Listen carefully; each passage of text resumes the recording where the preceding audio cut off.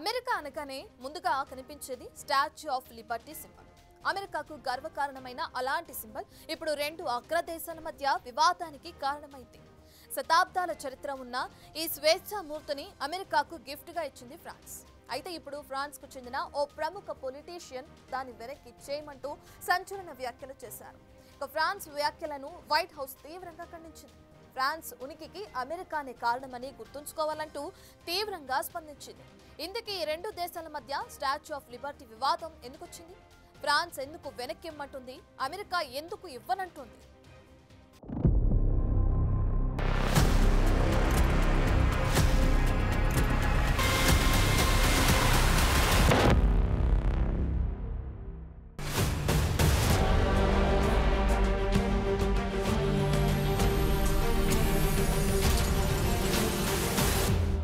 శతాబ్దాల చరిత్ర ఉన్న విగ్రహమది. అమెరికా గర్వపడే సింబల్ గా ప్రపంచ ప్రఖ్యాతి చెందిన మూర్తి. స్వేచ్ఛకు చిహ్నంగా అమెరికాలో నిలువెత్తున నిలబడిన స్టాచ్యూ ఆఫ్ లిబర్టీ అట్లాంటిక్ రాజ్యాలకు ఆనవాలుగా ఉంటుంది.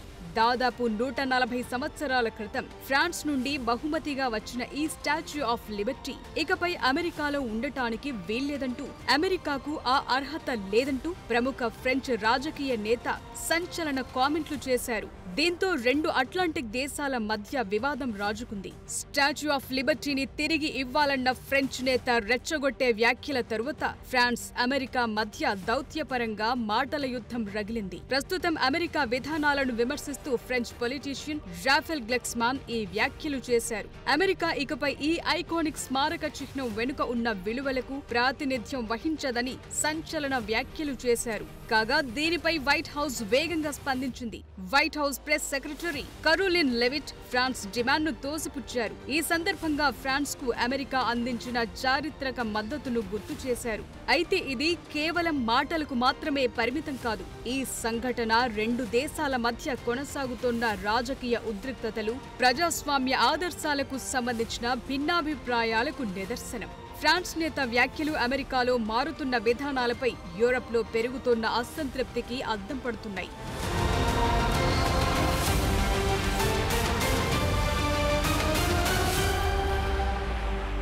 అయితే రాఫెల్ గ్లెక్స్మాన్ కు చెందిన రాజకీయ పార్టీ ప్లేస్ పబ్లిక్ ఆధ్వర్యంలో జరిగిన ఓ ఉద్యమ సమావేశంలో ఈ వ్యాఖ్యలు చేశారు. ఫ్రెంచ్ పార్లమెంట్ సభ్యుడిగా ఉన్న రాఫెల్ గ్లెక్స్మాన్ అమెరికా సంయుక్త రాష్ట్రాలు ఐకానిక్ స్టాచ్యూ ఆఫ్ లిబర్టీని ఫ్రాన్స్ కు తిరిగి ఇవ్వాలని డిమాండ్ చేశారు. ఒక శతాబ్దం క్రితం ఫ్రాన్స్ ఈ విగ్రహాన్ని అమెరికాకు బహుమతిగా ఇచ్చినప్పుడు అమెరికాలో ఉన్న విలువలు వేరని, అలాంటి విలువలను ఇప్పటి ట్రంప్ ప్రభుత్వం పాటించడం లేదని గ్లెక్స్మాన్ ఘాటైన వాదన చేశారు. ప్రస్తుతం అమెరికా నిరంకుశ పాలకుల పక్షాన నిలుస్తోందని, శాస్త్రీయ స్వేచ్ఛను కోరుకుంటున్న వారిని తొలగించిన అమెరికన్లు స్వేచ్ఛ, స్వాతంత్ర్యాలను అవహేళన చేస్తున్నారని మండిపడ్డారు. అందుకే స్టాచ్యూ ఆఫ్ లిబర్టీని ఫ్రాన్స్ కు తిరిగి ఇవ్వండి అని రాఫెల్ గ్లెక్స్మాన్ వ్యాఖ్యానించారు. ఫ్రాన్స్ అమెరికాకు దీన్ని బహుమతిగా ఇచ్చింది. అయితే అమెరికా దాన్ని తృణీకరిస్తున్నట్టు కనిపిస్తోంది కాబట్టి అది అక్కడ అవసరం లేదని అన్నారు. ఇక ఈ వ్యాఖ్యల తరువాత ఆ కార్యక్రమానికి హాజరైన జనం హర్షధ్వానాలు చేస్తూ ఈ వ్యాఖ్యలను స్వాగతించారు. ఒక సామూహిక బహిరంగ సమావేశానికి ముందు గ్లెక్స్మాన్ చేసిన ప్రకటనతో స్టాచ్యూ ఆఫ్ లిబర్టీ ప్రాముఖ్యత, ఫ్రాన్స్ యుఎస్ మధ్య ఉమ్మడి విలువలకు దాని ప్రాతినిధ్యం గురించి అంతర్జాతీయంగా చర్చ మొదలైంది.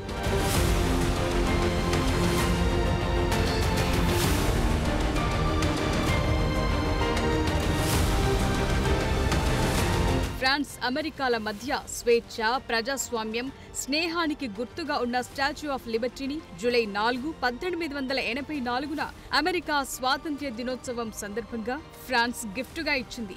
ఈ విగ్రహాన్ని జూలై 17, 1885న న్యూయార్క్ హార్బర్ కు చేర్చారు. ఇక 1886లో విగ్రహం పీఠం లేకుండా స్థాపించారు. అప్పటి అమెరికా అధ్యక్షుడు గ్రోవర్ క్లీవ్లాండ్ అక్టోబర్ 28, 1886న న్యూయార్క్లోని లిబర్టీ ద్వీపంలో వేలాది మంది ప్రజల సమక్షంలో విగ్రహాన్ని జాతికి అంకితం చేశారు. ప్రస్తుతం స్టాచ్యూ ఆఫ్ లిబర్టీ చిన్న ప్రతిరూపం పారిస్ లోని సీన్ నది ఒడ్డున కూడా ఉంటుంది. అయితే రష్యా ఉక్రెయిన్ వివాదం సందర్భంలో గత అమెరికన్ ప్రభుత్వంతో పాటు ఫ్రాన్స్, ఆ దేశ రాజకీయ నాయకుడు రాఫెల్ గ్లెక్స్మాన్ బహిరంగంగా మద్దతును పలికారు. అయితే ఇప్పుడు అమెరికా అధ్యక్షుడు డొనాల్డ్ ట్రంప్ విధానాలు దానికి వ్యతిరేకంగా ఉన్నాయి.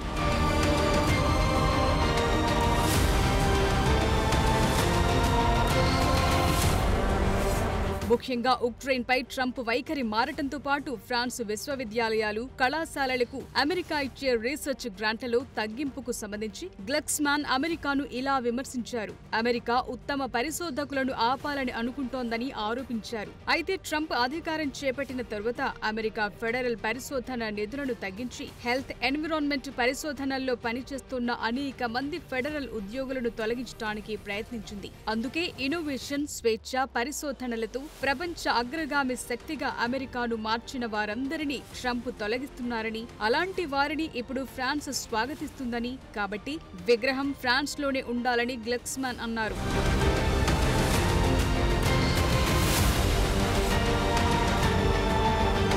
అయితే గ్లక్స్మాన్ వ్యాఖ్యలకు వైట్ హౌస్ నుండి తీవ్రమైన ప్రతిస్పందన వచ్చింది.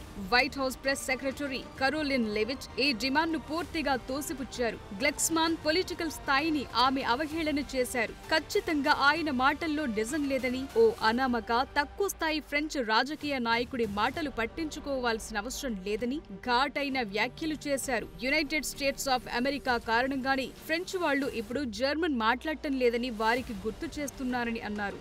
World war I, world war IIలో అమెరికా చేసిన సాయాన్ని మర్చిపోవద్దని చెప్పారు. కాబట్టి ఫ్రెంచ్ వాళ్లు అమెరికా లాంటి గొప్ప దేశానికి చాలా కృతజ్ఞతతో ఉండాలి అని అన్నారు. ఆయన వ్యాఖ్యలు అనవసరమైనవని, రాజకీయంగా ప్రేరేపించబడినవి అని ప్రెస్ సెక్రటరీ కరోలిన్ తోసిపుచ్చారు. అయితే దానికి బదులుగా గ్లక్స్మాన్ మరో కౌంటర్ ఇచ్చారు. అమెరికన్ల యుద్ధ త్యాగాలకు ఫ్రెంచ్ కృతజ్ఞత ఎప్పుడూ ఉంటుందని, కానీ స్వేచ్ఛ ప్రపంచం కోసం ఇకపై అమెరికా ప్రభుత్వానికి ఆసక్తి లేకపోతే ఆ లిబర్టీ జ్యోతిని యూరప్ తీసుకుంటుందని అన్నారు. ఈ సందర్భంగా ఎక్స్ లో స్పందించి గ్లక్స్మాన్ ఎవరూ వచ్చి స్టాచ్యూ ఆఫ్ లిబర్టీని దొంగిలించారని, విగ్రహం మీదే కానీ అందులో ఉన్న స్వేచ్ఛ అందరికీ చెందుతుందని చొరకలు వేశారు.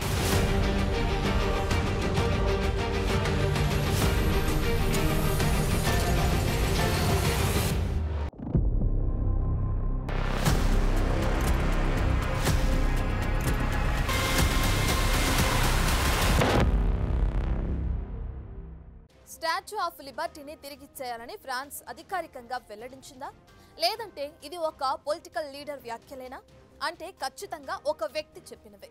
కానీ ఇటీవల అమెరికాకు, యూరప్కు మధ్య ఏర్పడిన గ్యాప్ను ఇది స్పష్టంగా తెలియజేసిన సందర్భం అని చెప్పాలి. అయితే ఫ్రాన్స్ స్టాచ్యూ ఆఫ్ లిబర్టీని చట్టబద్ధంగా తిరిగి పొందగలదా అనే ప్రశ్న కూడా ఇక్కడుంది. అలాగే స్టాచ్యూ ఆఫ్ లిబర్టీ అంశంపై ఫ్రాన్స్ అధికారిక వైఖరి ఏంటన్నది కూడా తెలియాలి. ఇవన్నీ పక్కన పెడితే అసలు స్టాచ్యూ ఆఫ్ లిబర్టీకి ఎందుకంత ప్రాముఖ్యత? అమెరికాకు సింబల్గా స్టాచ్యూ ఆఫ్ లిబర్టీని ఎందుకు చూపిస్తారు?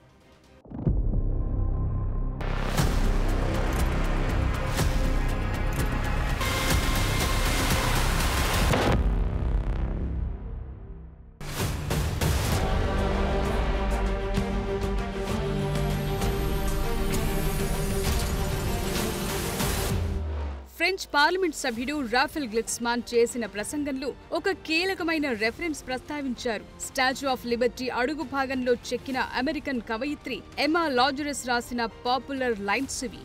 మీ అలసిపోయిన, మీ పేద, మీ గుమిగూడిన ప్రజలను స్వేచ్ఛగా శ్వాస తీసుకోవాలని ఆరాటాన్ని నాకు ఇవ్వండి అని పదాలు ఇక్కడ రాసి ఉంటాయి. అయితే ఈ ఆదర్శాల నుండి అమెరికా దూరమవుతోందన్నది గ్లక్స్మాన్ వాదన. అయితే గ్లక్స్మాన్ వ్యాఖ్యలకు ఎంత ప్రభావం చూపుతున్నప్పటికీ ఈ విగ్రహాన్ని తిరిగి ఫ్రాన్స్ కు ఇవ్వటం కుదురుతుందా అంటే ఖచ్చితంగా కుదరదనే చెప్పాలి. ఎందుకంటే ఫ్రాన్స్ కు ఈ స్మారక చిహ్నాన్ని తిరిగి స్వాధీనం చేసుకోవాలనే ఆలోచన లేదు, రాలేదు కూడా. కారణం, ఈ విగ్రహం అమెరికాకు చెందినదని ఆల్రెడీ అంతర్జాతీయంగా ఒక వేలునామా ఉంది. ఈ విగ్రహాన్ని ప్రపంచ వారసత్వ సంపదగా లిస్టు చేసిన ఐక్యరాజ్య సమితి దాని అనుబంధ సంస్థ యునెస్కో కిందకు దీన్ని తీసుకొచ్చింది. ఇది విగ్రహాన్ని అమెరికా ప్రభుత్వ ఆస్తిగా అంగీకరించింది. అయితే statue of Liberty French America స్నేహానికి చిహ్నంగా భావించారు. 1776లో యుఎస్ స్వాతంత్ర్యం ప్రకటించుకున్న తర్వాత 100వ వార్షికోత్సవాన్ని గుర్తు చేసుకోవటానికి ఉద్దేశిస్తూ ఈ విగ్రహాన్ని స్థాపించారు. అయితే స్టాచ్యూ ఆఫ్ లిబర్టీని రూపొందించడంలో చాలా జాప్యాలు కూడా ఎదురైనట్లు చరిత్ర చెప్తోంది. 1870లో ప్రష్యా ప్రేరేపించిన ఫ్రాన్స్, జర్మనీ మధ్య జరిగిన యుద్ధం ఈ స్వేచ్ఛామూర్తి ఆవిర్భావానికి మొదటి అడ్డంకిగా మారింది. స్టాచ్యూ ఆఫ్ లిబర్టీ రూపకర్త ఫ్రెంచ్ శిల్పి అయిన ఫ్రెడరిక్ అగస్టే బార్దోల్డి నాడు ఫ్రెంచ్ ప్రష్యా యుద్ధంపై ఆకర్షితుడయ్యాడు. దీంతో పాటు ఇంత భారీ విగ్రహం తయారీకి నిధుల సవాళ్లు కూడా తలెత్తాయి. అయితే విగ్రహం ఖర్చును ఫ్రాన్స్ భరించగా దాని పీఠానికి అమెరికా నిధులు సమకూర్చింది. ఫ్రాన్స్ నుండి 350 ముక్కలుగా రవాణా చేసిన ఈ విగ్రహాన్ని అక్టోబర్ 28, 1886న న్యూయార్క్ హార్బర్లో అధికారికంగా ఆవిష్కరించారు. అప్పటి నుండి ఇది స్వేచ్ఛ, ప్రజాస్వామ్యానికి చిహ్నంగా ఉంది. అయితే అమెరికాలో ఇప్పుడు పరిస్థితుల్లో భారీగా మార్పు వచ్చింది. వలసదారులతో ఏర్పడిన అమెరికాలో ఇప్పుడు వలసదారులే బాధితులుగా మారాల్సిన పరిస్థితి వచ్చింది. దీనికి తోడు స్వేచ్ఛకు ప్రతిరూపమైన స్టాచ్యూ ఆఫ్ లిబర్టీని కిరీటంగా ధరించిన అమెరికా ట్రంప్ పాలనలో ఉక్రెయిన్ లాంటి దేశాల స్వేచ్ఛకు సాయం చేయటానికి వెనకాడుతోంది. అందుకే ఈ విగ్రహాన్ని ఉంచుకునే అర్హత అమెరికాకు లేదనే వాదన వినబడుతోంది.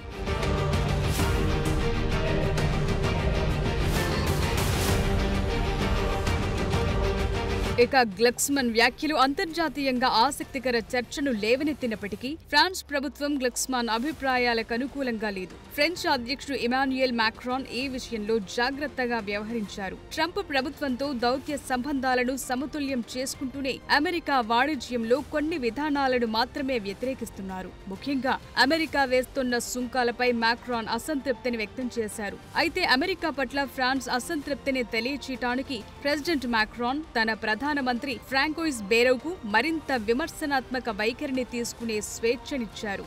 ఇటీవలి వైట్ హౌస్ పర్యటన సందర్భంగా ఉక్రెయిన్ అధ్యక్షుడు జెలెన్స్కీ పట్ల వైట్ హౌస్ చూపించిన క్రూరమైన వైఖరిని ఫ్రెంచ్ ప్రధాని బేరౌ ఖండించారు. అలాగే ఉక్రెయిన్ కు సైనిక సహాయాన్ని నిలిపివేయాలనే ట్రంప్ నిర్ణయంతో యూరప్ రష్యా చేతుల్లోకి వెళుతుందని హెచ్చరించారు. అయితే ఈ వివాదం మధ్యలో గ్లక్స్మాన్ పబ్లిక్ ప్లేస్ పార్టీ అమెరికాపై విమర్శలను మరింత పెంచింది. పార్టీ వెబ్సైట్ ప్రకారం ట్రంప్ అధికార పద్ధతిలో అధికారాన్ని వినియోగించుకుంటున్నారని ఎద్దేవా చేసింది.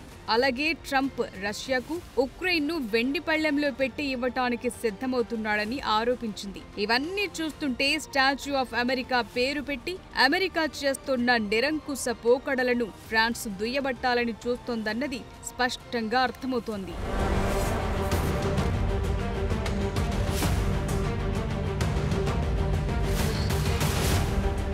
అయితే స్టాచ్యూ ఆఫ్ లిబర్టీ పూర్తి పేరు లిబర్టీ ఎన్లైట్నింగ్ ది వరల్డ్, అంటే స్వేచ్ఛ ప్రపంచానికి జ్ఞానం అందిస్తుంది అని అర్థం. రోమన్ దేవత లిబర్టాస్ పేరు ఆధారంగా దీనికి ఈ పేరు పెట్టారు. రోమన్ పురాణాల్లో ఈ దేవత స్వేచ్ఛకు చిహ్నంగా ఉంటుంది. కాగా శిల్పి ఫ్రెడరిక్ అగస్టే బార్దోల్డిని విగ్రహం బాహ్య రూపకల్పన కోసం నియమించగా అలెగ్జాండ్రే గుస్టావ్ ఐఫిల్ ను ఎనర్జ్ సపోర్ట్ నిర్మాణం కోసం నియమించారు. ఇక విగ్రహం రూపకల్పనకు ప్రేరణగా పురాతన ప్రపంచంలోని 7 అద్భుతాల్లో ఒకటైన రోడ్స్లోని కోలోసన్ కూడా ఉంది. అయితే ఈ విగ్రహం కోసం నిధుల సేకరణలో ఫ్రాన్స్ ప్రజలు కూడా సహకరించారు. దీని నిర్మాణం 1875లో ప్రారంభం కాగా దీన్ని తయారు చేయటానికి దాదాపు 9 ఏళ్లు పట్టింది. విగ్రహం సిద్ధం కాగానే దాన్ని అమెరికా తరలించే విషయంలో సమస్య మొదలైంది. అప్పుడు విగ్రహం మళ్లీ 350 వేర్వేరు భాగాలుగా విభజించారు. వీటిని 214 పెట్టెల్లో ప్యాక్ చేసి ఫ్రాన్స్ యుద్ధ నౌక ఐసీరేను ఉపయోగించి అమెరికాకు పంపించారు. నిర్మాణానికి అప్పట్లోనే 2.50 లక్షల అమెరికన్ డాలర్లు ఖర్చయ్యాయి. అయితే ఈ విగ్రహం పాదాల దగ్గర పడి విరిగిన సంకెళ్లు అణచివేత, దౌర్జన్యం నుండి స్వేచ్ఛకు చిహ్నంగా ఉన్నాయి. దానిపై అమెరికాకు స్వాతంత్ర్యం వచ్చిన జూలై 4, 1776వ తేదీ ఉంటుంది. ఇక కిరీటంలోని 7 కిరణాలు 7 ఖండాలను సూచిస్తాయి. చేతిలో అమర్చిన టార్చ్ స్వేచ్ఛ వెలుగును ప్రసరిస్తుంది. విగ్రహాన్ని స్థాపించే సమయంలో ఈ ద్వీపం పేరు బెడ్లో కాగా తరువాత 1956లో దాన్ని లిబర్టీ ఐలాండ్ గా పేరు మార్చారు.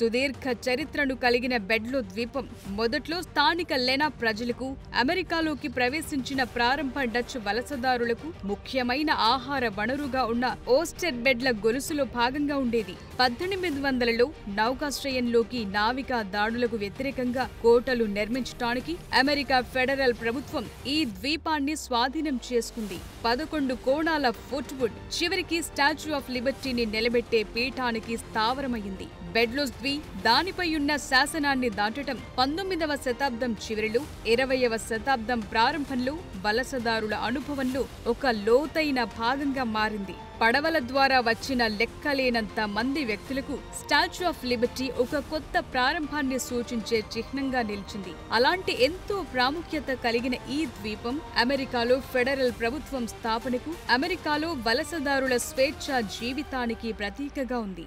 అయితే అలాంటి స్వేచ్ఛా స్వాతంత్ర్యాలకు ట్రంప్ ప్రభుత్వం ఊపిరి తీస్తుందనేది ఫ్రాన్స్ పార్లమెంట్ సభ్యుడు గ్లక్స్మాన్ వాదన. అందుకే విగ్రహాన్ని ఫ్రాన్స్కు ఇచ్చేయమంటున్నారు.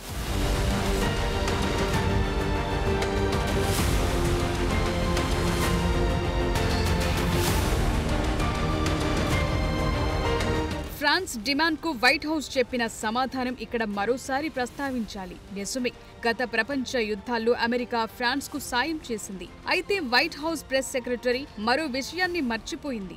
నిజానికి యుద్ధ సాయంలో 2 దేశాలు కృతజ్ఞత చూపించాలి. ఎందుకంటే యునైటెడ్ కింగ్డమ్ నుండి స్వాతంత్ర్యం కోసం అమెరికా యుద్ధం చేస్తున్నప్పుడు యునైటెడ్ స్టేట్స్ కు మద్దతివ్వటంలో ఫ్రాన్స్ కీలక పాత్ర పోషించింది. అది అమెరికా స్వాతంత్ర్యాన్ని పొందటానికి ఎంతో సాయం చేసింది. కాబట్టి అమెరికా గొప్పదే కావచ్చు, కానీ దాని మూలాలు స్వేచ్ఛ కోసం ఆరాటపడిన వలసదారుల ఆవేశం నుండి పుట్టింది. ఇప్పుడు ఫ్రాన్స్ కూడా అదే స్వేచ్ఛ ప్రపంచమంతటికీ కావాలని కోరుకుంటోంది.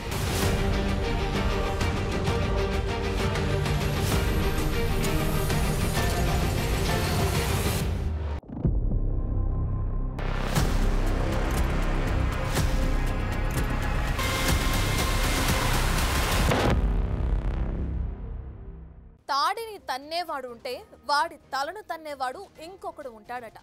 సో ప్రజాస్వామ్యంలో ప్రజల స్వేచ్ఛ కంటే గొప్పది ఏదీ కాదు.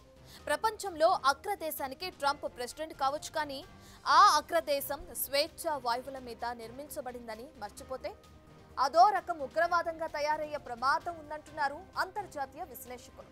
మరి లిబర్టీ స్టాచ్యూ వివాదం లిబర్టీని ఇస్తుందో లేదో భవిష్యత్తు నిర్ణయిస్తుంది.